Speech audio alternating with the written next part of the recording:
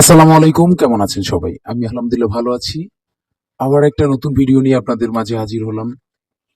তো আজকের বিষয়টা হচ্ছে আজহারী সাহেবকে নিয়ে। তো চলুন কথা না বাড়িয়ে আগে ভিডিওটা দেখে আসি।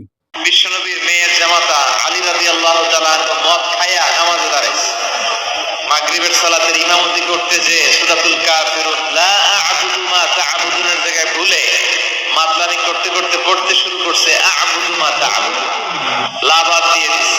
লা আ'বুদু মা তা'বুদুনের অর্থ হলো, ও কাফির মুশরিকরা, তোমরা যেই মূর্তির পূজা করো আমরা ওইটার পূজা করি না। কিন্তু উনি যেটা পড়ছে আ'বুদু মা তা'বুদুন, এর অর্থ হয়ে গেছে তোমরা যেটার পূজা করো আমরা ওইটার পূজা করি।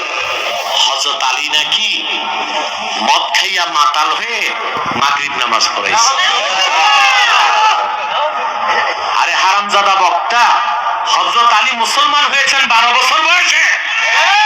জিন্দেগিতে কোনোদিন তিনি মদের বোতল স্পর্শ করেন নাই। তোর বাপ ইহুদিরা তোরে যা খাওয়াইলো আর তুই তাই বললি? একবার চিন্তা করলি না কার সামনে কথা বলিস?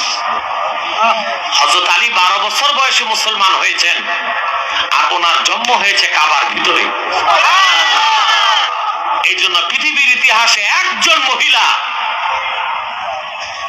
যার নেফাসের রক্ত বের হয় নাই, তিনি হযরত আলীর মা। কারণ হযরত আলী জন্ম নিয়েছেন বাইতুল্লাহর ভিতরে, নেফাসের রক্ত বের হলে কাবা নাপাক হবে, আল্লাহ তা হইতে দেন নাই। সুবহানাল্লাহ, সুবহানাল্লাহ। সে আলীকে নিয়ে মন্তব্য, হযরত আলী নাকি মাতাল হয়ে তারপর মাগরিব নামাজে দাঁড়াইছে। আমি তো বহু আগে এই হাইব্রিড বক্তাগুলোরে কাফের ফতোয়া দিয়েছি।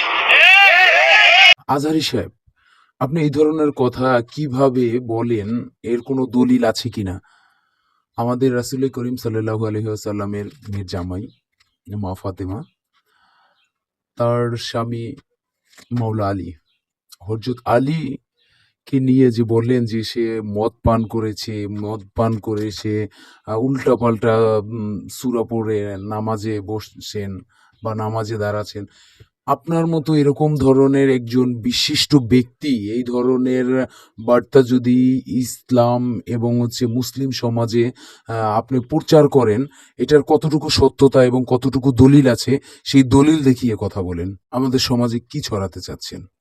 আপনার বক্তব্য শুনে আপনারা তো দেখতে পাচ্ছেন যে তার বক্তব্যটা এক সাইড করে আবার আরেকজনে তাকেই নিন্দা করতেছেন।